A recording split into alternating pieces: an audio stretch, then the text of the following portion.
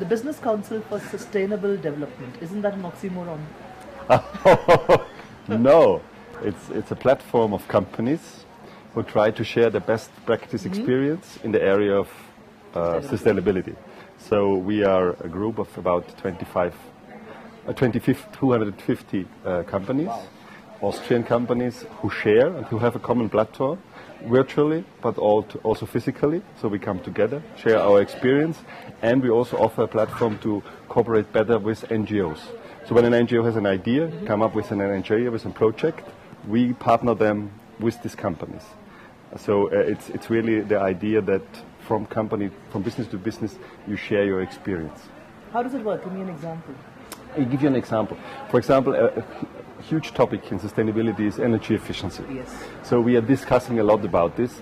Many companies are investing a lot. You know, there is also a lot of renewable. We discuss now solar energy, but also to be more efficient in your outlets. For example, if you are a retail chain or something like that. So there is a lot of data in the companies, so we share it. If somebody has the same problem, he comes, he asks, so we form a working group. He can send one of his experts in this working group, and then we can discuss it and share also this experience and knowledge. And you have not invent everything new. We can say, listen, this is better or that is better. So where are the most crucial points where you start? Mostly, it's the employees. You know, you have to communicate with your employees, to discuss with them. Otherwise, many of the problems, you can't resolve them. No, you can't. But it's also very interesting because 250 companies that you're talking about are also competitors. Absolutely. And they're collaborators. They are competitors, but you know, there is, I think, which is very important, that you have to know in which area you can cooperate, and in others you are clear competitor. If you look to the sustainable supply chain, I think we can save a lot of money if we work together. Even we are competitors on the market, if we work together in the area of logistics and other questions, make it more greener because we save costs. So it's good for business, it's good for profits, but it's very good for environment. And therefore this is the idea. And we are not naive, so we know when there are competitors, so there are clear rules, what we share and what we don't share. This is a new way of doing business. I mean, 25 years ago, it could be quite impossible to do this, isn't it? I totally agree, but I think there is now a change also in the business community. We know that we have to do something.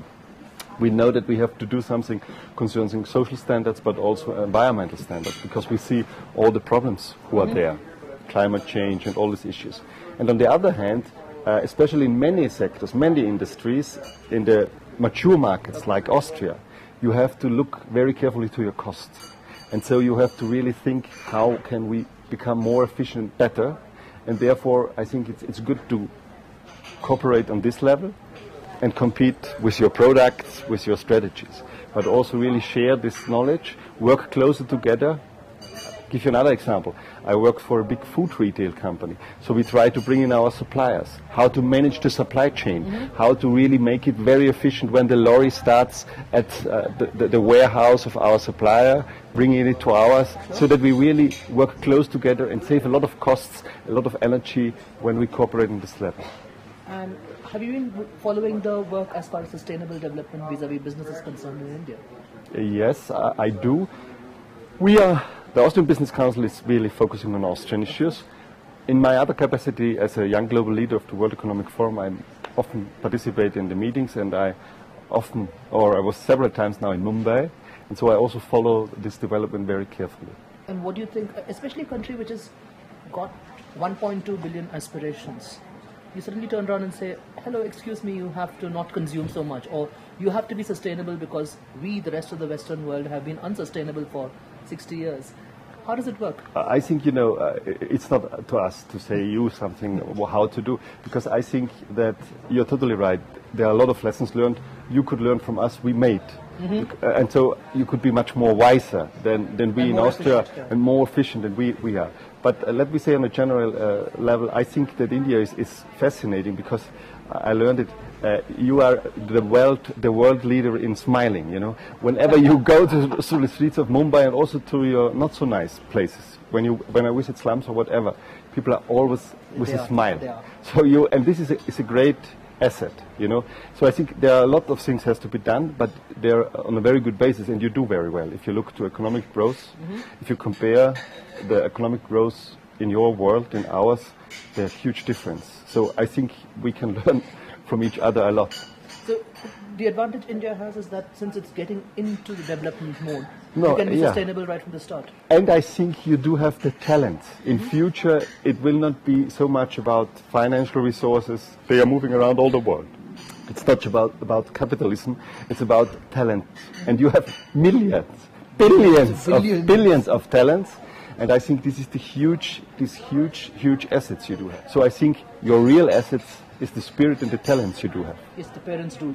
They definitely do sacrifice. Yeah, maybe in few years it's different also. You know, with the next because generation. People going up the, you know, That's the point. Yeah. I think that's different to other areas of the world where the society is very mature or the markets are mature. So you have a lot of people who want to come up. And I also know the figures.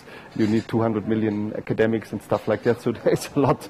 A lot of academics. A lot you can do, and a lot of people who are climbing up the social ladder. Absolutely. Yes. Absolutely. One final thing, when you say brand India, Yes. what does brand India mean to you as somebody who visits India all the time? For me, brand India is to some extent a very modern brand. So for me, you know, coming from Europe, especially from Vienna, which is the city of music and old heritage, for me, dancing India, horses. Dancing white horses, the Lipizzan horses. For me, India is very much a future brand, a modern brand. Okay, that's very strange you would say that because everybody sees India as, or a No. lot of people see India as this ancient civilization. And It is, but I think you also have the future now because, as we discussed before, you have a lot of these talents who are coming up, and I'm sure that they are hungry. They also want to do something. So I think I want to be very frank, there are tons of problems you have to solve. It's not so easy.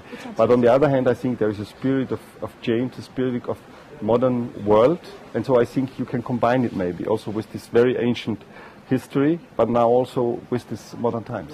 Thank you. You're welcome. Thank you.